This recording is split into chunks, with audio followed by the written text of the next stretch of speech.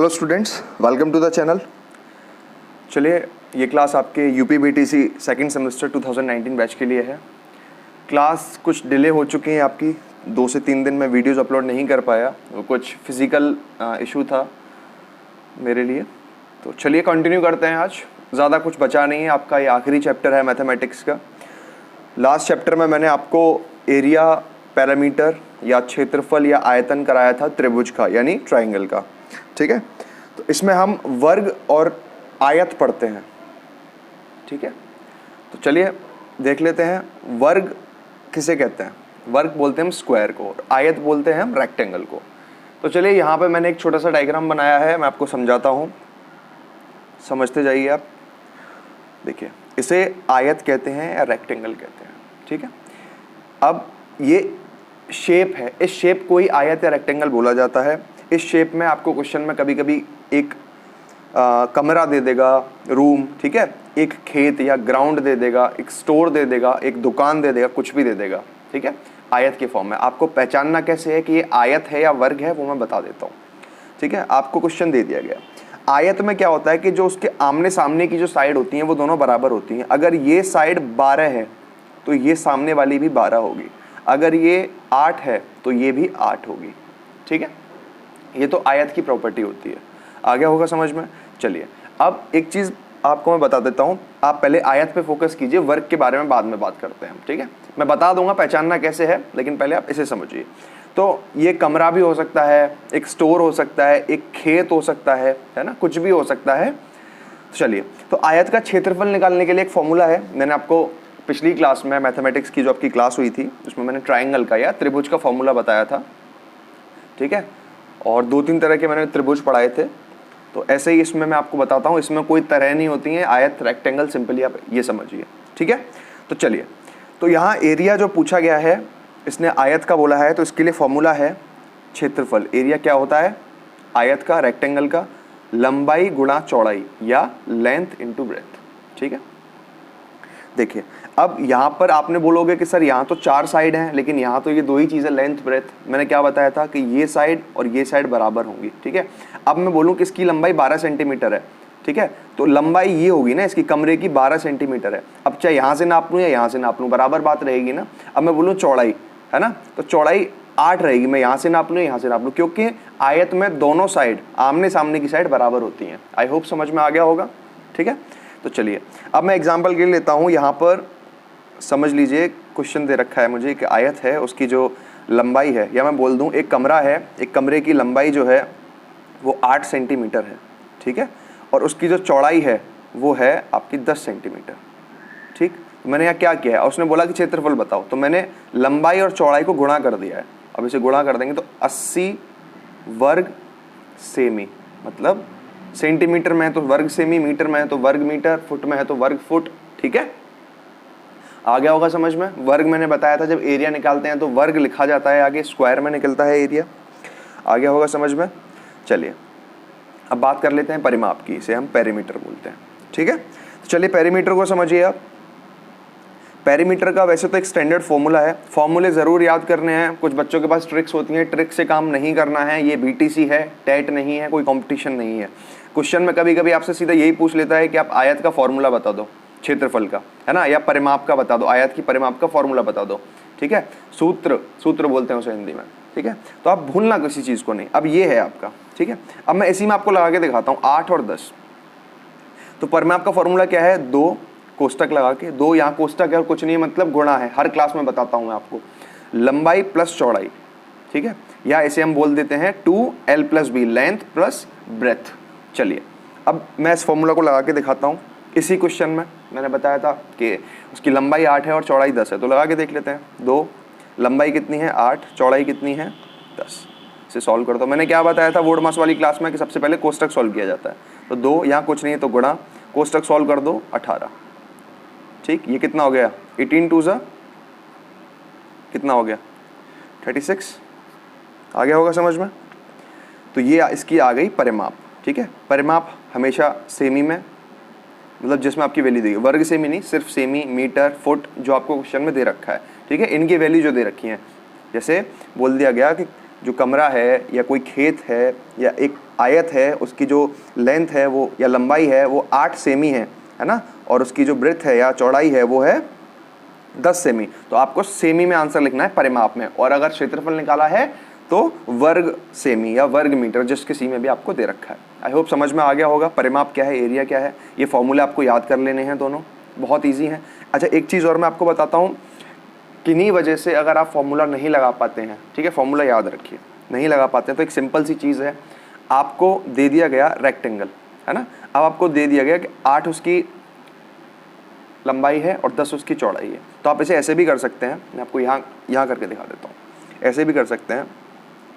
तो आप क्या करें, 8 है, 8 लंबाई है, तो लंबाई दोनों तरफ से है ना, ऐसे समझो इसे।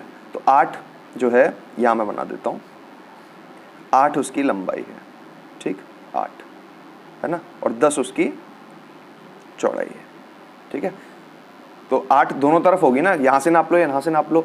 अगर फॉर्मूला नहीं लगा पा रहे हो तो आपको ऐसे एक वो बना देना है और इन चारों को जोड़ देना है, चारों वैल्यूज को जोड़ना है इसमें, ठीक है। तो कैसे करोगे, 10 और 10 ऐसे कर लो, 10 + 10 + 8 + 8 कितना हो गया, 10 और 10 20 + 8 और 8 16। इनको जब आप ऐड करोगे तो 36 ही आएगा, और वही यहाँ आ रहा है फॉर्मूला से लगाने के बाद, ठीक है।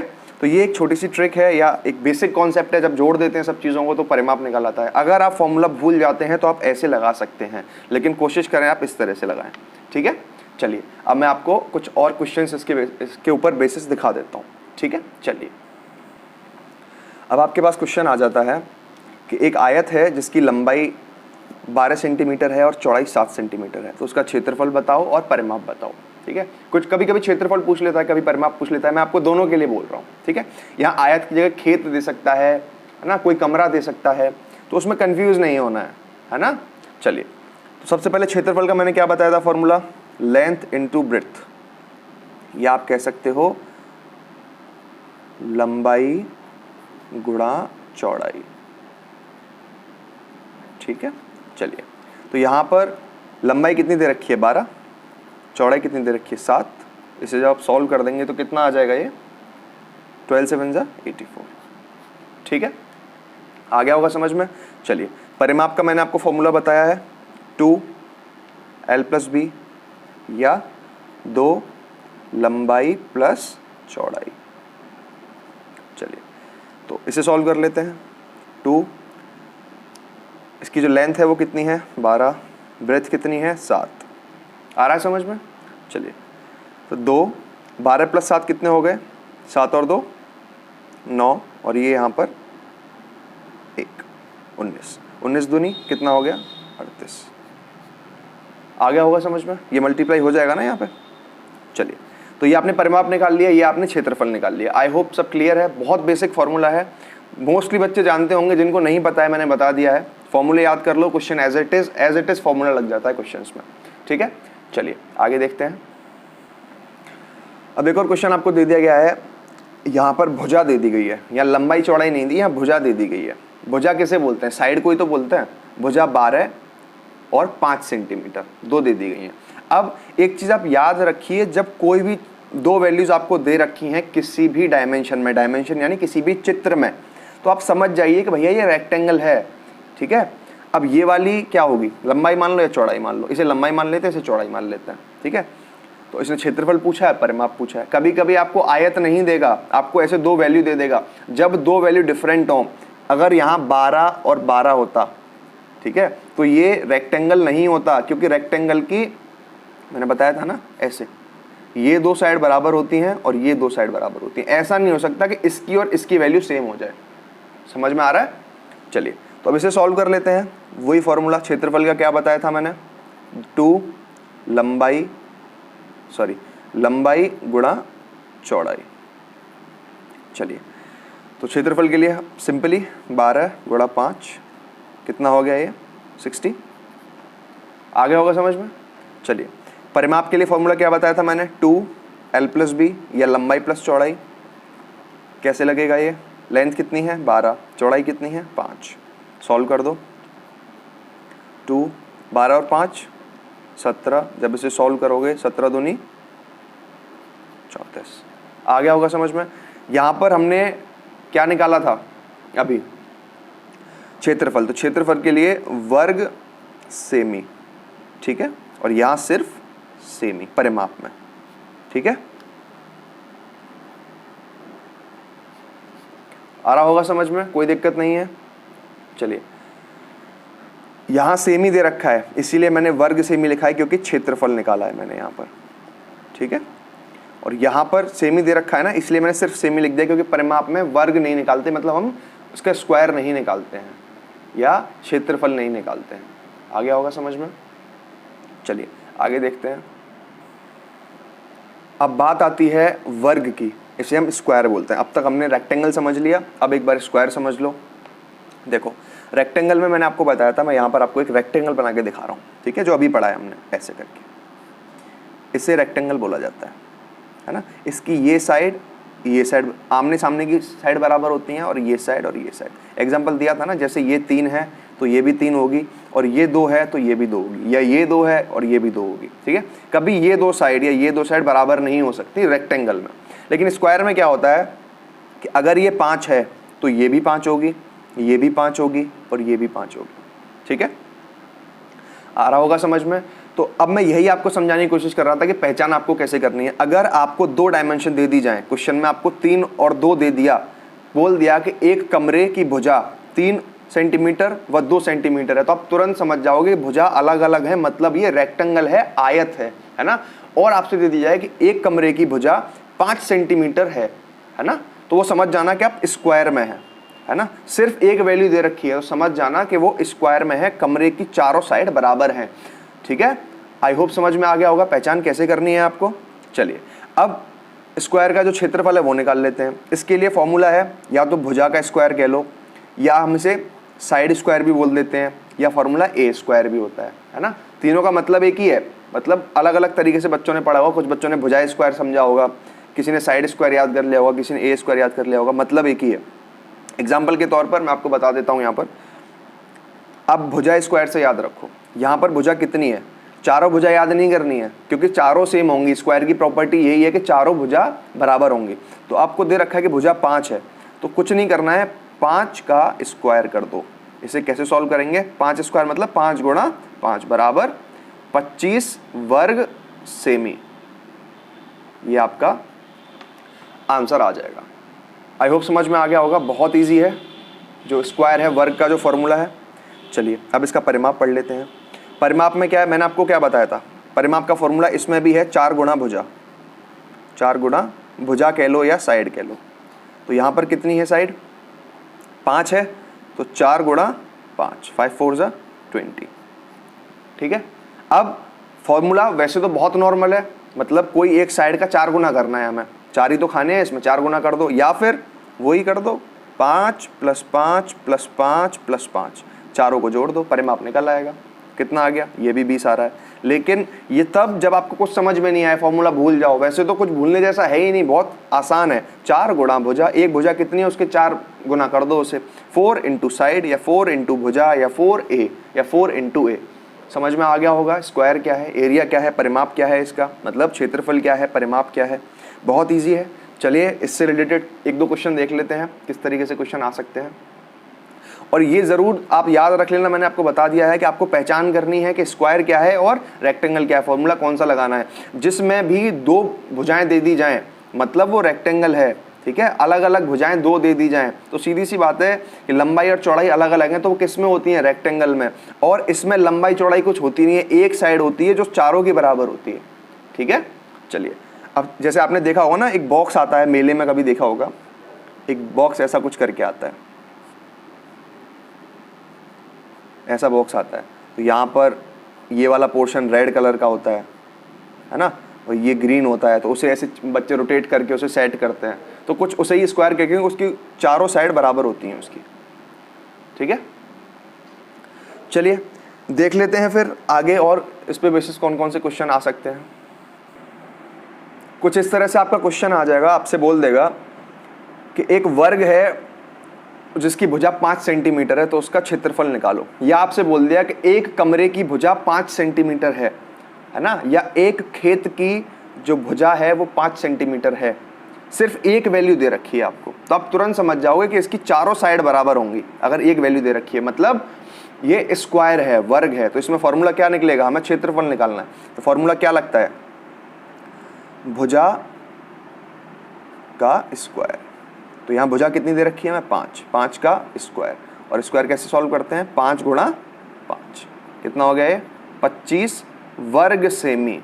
याद रखना है, इस जब भी क्षेत्रफल निकालना है, एरिया निकालना है, तो वर्ग जरूर लिखना है। और वैल्यू किस में दे रखी है, सेमी में, तो सेमी। अगर फुट दे रखा है तो वर्ग फुट, ठीक है। मीटर देखा है तो वर्ग मीटर, किलोमीटर है तो वर्ग किलोमीटर, ठीक है, समझ गए होंगे। चलिए आगे देख लेते हैं। एक और क्वेश्चन है, लंबाई 6 सेंटीमीटर। अब इस बार लंबाई बोल दी है ना, लेकिन वैल्यू एक ही दे रखी है, तो समझ जाओ कि भैया ये स्क्वायर है, ये वर्ग है। फॉर्मूला वही है, क्षेत्रफल पूछा है, परिमाप पूछा है। तो जो इसका फॉर्मूला है वो क्या है, भुजा का स्क्वायर। भुजा कितनी है, 6, 6 का स्क्वायर। सॉल्व कर दो, 6 × 6 इक्वल्स टू 36 वर्ग सेमी, ठीक है। वर्ग ना याद रहे तो कभी कभी ऐसे कर सकते हो आप, 36 स्क्वायर, ठीक है। आगे सेंटीमीटर या सेमी लिख दो। चलिए अब परिमाप भी निकाल लेते हैं इसका। परिमाप कैसे निकलेगा, परिमाप के लिए आपको क्या लिखना है, अच्छा एक तरीके से लिखना होता है, जैसे अगर खेत दे रखा है तो आपको लिखना है खेत का परिमाप, ठीक है। फॉर्मूला उसका लिख देंगे आप। फॉर्मूला मैंने क्या बताया था, 4a या 4 गुणा भुजा। तो क्या है यहाँ पर, 4 गुणा भुजा कितनी है, 6, कितना हो गया, 24 सेंटीमीटर में है तो 24 सेमी। आ गया होगा समझ में, कोई दिक्कत, कोई डाउट। चलिए आगे देख लेते हैं। इसी तरह के क्वेश्चन आते हैं, ज़्यादा कुछ टिपिकल नहीं आता है। कभी कभी खेत वगैरह बोल देता है, मोस्टली क्वेश्चन ऐसे ग्राउंड में आते हैं, ठीक है, खेत का बोलता है मोस्टली। और कभी कभी आपको स्टोर बोल देता है, कभी कभी आपको एक प्लेग्राउंड मतलब बच्चों के खेलने का जो मैदान होता है, मैदान बोल देता है। तो उसमें कंफ्यूज नहीं होता है, आपको पहचान लेना है कि भैया जब साइड एक दे रखी है, सिर्फ एक साइड दे रखी है, तो मतलब ये स्क्वायर है। स्क्वायर का फॉर्मूला आपको पता है, मतलब ये वर्ग है, वर्ग का फॉर्मूला पता है। और अगर 2 साइड दे रखी हैं तो आप समझ जाओगे कि ये रेक्टेंगल है या आयत है, तो उसका फॉर्मूला लगा दोगे। फॉर्मूला मैंने आपको दोनों बता ही दिए हैं, परिमाप का भी और क्षेत्रफल का भी, मतलब एरिया का भी और पेरीमीटर का भी। चलिए आगे देख लेते हैं। एक ये क्वेश्चन मैंने अपनी तरफ से बनाया है, एग्जाम में आ जाता है और टेट एग्जाम में भी आ चुका है। ये क्वेश्चन बेसिकली टेट का ही है, मैं आपको बताऊं सच में तो ये यूपी टेट में क्वेश्चन आ चुका है और शायद आपके बीटीसी एग्जाम में भी एक बार आ चुका है। मैंने किसी बुक में ये पढ़ा है। तो चलिए मैं आपको बता देता हूँ कैसे सॉल्व करना है। क्वेश्चन बहुत बड़ा लग रहा है लेकिन है कुछ नहीं। अब तक मैंने जो आपको एक्सप्लेनेशन दी है उसी से इसे सॉल्व कर देंगे। बहुत बड़ा लग रहा है, न जाने क्या है क्वेश्चन में, लेकिन है कुछ नहीं। चलो समझ लो इसे। एक कमरे में फर्श कराया जा रहा है, मतलब पत्थर जो होता है, टाइल्स होती हैं, वो बिछाई जा रही हैं। चलिए ठीक है। कमरे की भुजा 4 मीटर व 6 मीटर है। अब सबसे पहले यही समझो, इसने 2 भुजा दे रखी हैं, तो आप तुरंत समझ जाओगे कि ये रेक्टेंगल है या फिर आयत है। ये तो समझ में आ गया, क्योंकि 2 भुजाएं हैं तो मतलब ये आयत है। आ गया होगा समझ में। अगर एक भुजा दे रखी होती तो ये वर्ग होता, लेकिन भुजाएं दे रखी हैं 2, मतलब ये आयत है। लंबाई और चौड़ाई दोनों दे रखी हैं और दोनों अलग अलग हैं, तो मतलब आयत है। चलो ठीक है, आगे देखते हैं। 1 वर्ग मीटर, ठीक है, और ये मीटर है, 4 मीटर और 6 मीटर है, ठीक है। 1 वर्ग मीटर फर्श की कीमत 10 रुपये है। चलो ठीक है। कमरे में लगे फर्श की कीमत बताओ, ठीक है। अब इसने बोला है कि कमरे में जो फर्श लगा है, जितना भी वर्ग मीटर टोटल जितना भी लगा होगा, तो उसमें से इन्होंने बोला है कि जो 1 वर्ग मीटर होगा उसकी कीमत 10 रुपये है। 10 रुपये पर वर्ग मीटर है। तो पूरे पत्थर की कीमत बता दो कि कितने रुपए में पूरा पत्थर लग जाएगा। चलिए, अब इसने बोला है वर्ग मीटर। वर्ग मीटर से आप समझो मैंने क्या बताया था कि वर्ग मीटर या वर्ग सेमी मतलब हमें क्षेत्रफल निकालना है। तो ठीक है, सबसे पहले क्षेत्रफल निकाल दो। तो आयत का क्षेत्रफल क्या था? लंबाई गुणा चौड़ाई या लेंथ इनटू ब्रेथ। चलिए निकाल दो। लंबाई कितनी है? 4। चौड़ाई कितनी है? 6। ठीक है, 6 4 जा 24 वर्ग मीटर, क्योंकि यहाँ वैल्यू मीटर में दे रखी है दोनों की। ठीक है। कभी कभी क्वेश्चन में क्या कर देता है, यहाँ पर मीटर की जगह सेंटीमीटर, एक को मीटर दे दिया, एक को सेंटीमीटर दे दिया, तो आपको करना क्या है, किसी एक वैल्यू को चेंज कर लो। सपोज ये अगर सेंटीमीटर में है तो इसे मीटर में चेंज कर लो। 100, 1000 जो भी वैल्यूज होती है मीटर टू सेंटीमीटर सब जानते होंगे।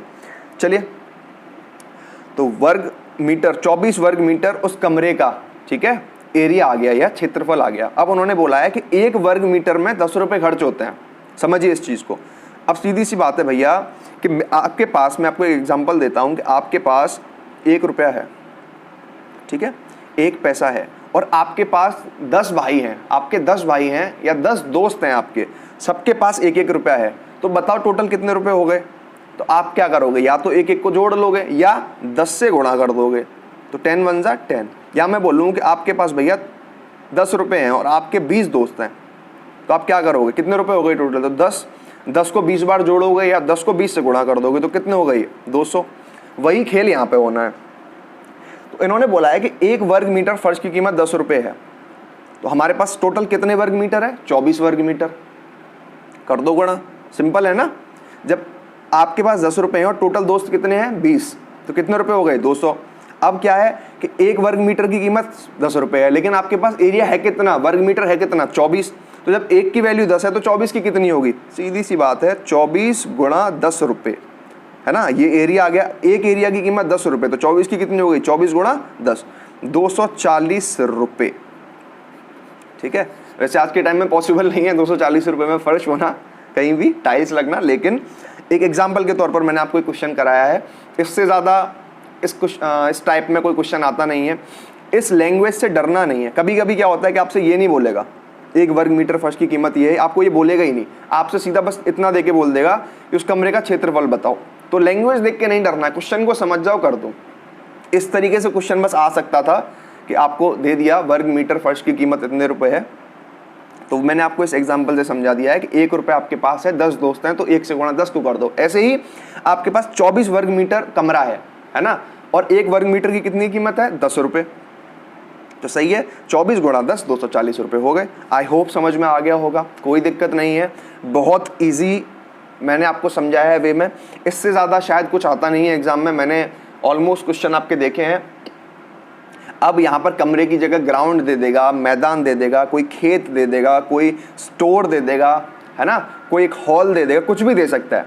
अब आपको समझना क्या है, पकड़ना क्या है, ये चीज़ पकड़नी है आपको, ठीक है। मैं इसको एक बार हाईलाइट कर देता हूँ अलग से।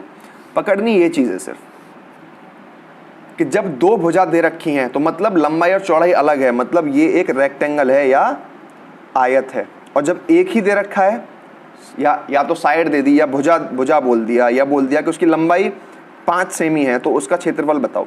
अब सीधी सी बात है, जब एक दे रखा है मतलब ये एक स्क्वायर है, और इसका फॉर्मूला मैंने क्या बताया था, भुजा का स्क्वायर, ठीक है। आई होप समझ में आ गया होगा इजीली, कोई दिक्कत नहीं रही होगी। तो आप इस टॉपिक को तैयार कीजिए, यहीं आपका मैथ खत्म होता है यूपी बीटीसी के लिए सेकंड सेमेस्टर, ठीक है। अब क्या है, इसके बाद टॉपिक आपका बारंबारता वाला है, लेकिन बारंबारता वाली मैंने एग्जाम के लिए एक कंबाइंड क्लास रख दी थी 4th सेमेस्टर और 2nd सेमेस्टर के लिए, वो सबने देख ली है आई थिंक।